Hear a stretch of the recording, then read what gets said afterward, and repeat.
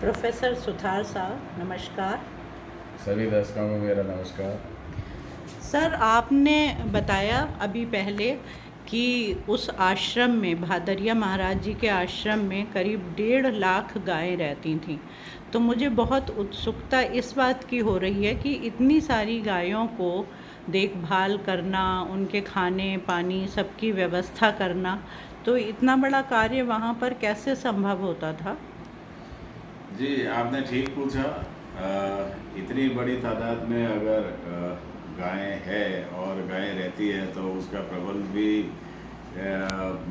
अच्छी तरह से करना होता है, क्योंकि जानवरों की देखभाल करने के लिए वहाँ पर प्रबंधक भी है और कई लोगों की ड्यूटीज़ भी वहाँ लगानी पड़ती है।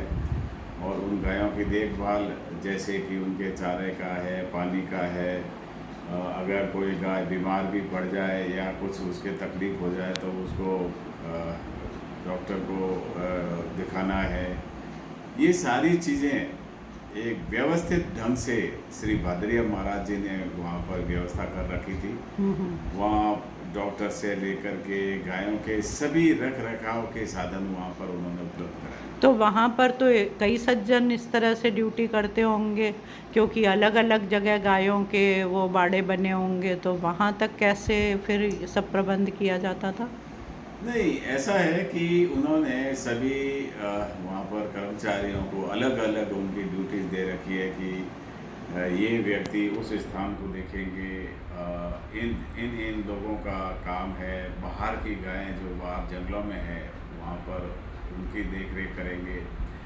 और जैसा मैं ये बताऊं कि भादरिया जगह जो है, उनकी गायों का गोचर जो है कोई थोड़ी जगह पे नहीं, करीब 80 वर्ग किलोमीटर में ये एक एरिया फैला हुआ है।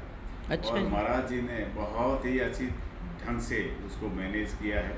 अच्छा। और हर जगह पर गायें जहाँ जहाँ पर है वहाँ पर उनके खाने की, पीने की, चारे की, हर तरह की संभव कोशिश की कि वहाँ पर उनको कोई तरह का तकलीफ ना हो। तो आप लोग भादरिया जी महाराज से किस समय मिला करते थे? जी, उनके लिए ऐसा होता है कि होता था कि प्रातःकालीन समय तो उनके अपने साधना में साधन। रहता था।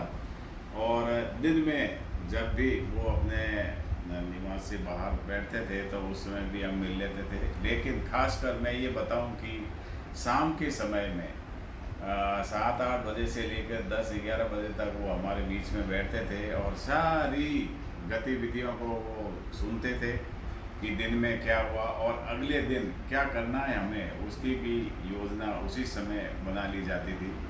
और उनका, क्योंकि वो एक संत थे, महान संत थे, और उनको अपनी भक्ति के कारण बहुत सारी चीज़ें वो स्वयं जान लेते थे कि भाई किस जगह पर क्या काम करना है और करवाना। अच्छा जी। तो इसका मतलब तो ये है कि उन्होंने एक तरह से प्रकृति का संरक्षण किया, मतलब गायों को, एक तो जीव जंतुओं का संरक्षण किया और दूसरे जहाँ से पौधे, फलदार वृक्ष लगाना और गांव में लोगों को जागरूक करना, पढ़ाई के प्रति ध्यान देना, इन सब चीज़ों के लिए उन्होंने मतलब मानवता के एक तरह से उत्थान के लिए उन्होंने कार्य किया।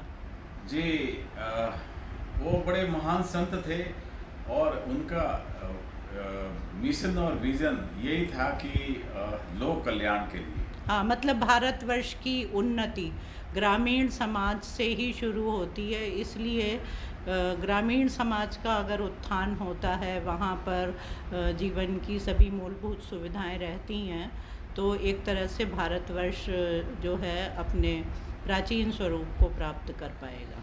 जी, उद्देश्य वही था। और उनके जीवन में ये एक बहुत बड़ी बात थी कि वो हर एक जीव जंतु से, मानव से वो स्नेह करते थे। उनके अंदर दया की भावना थी।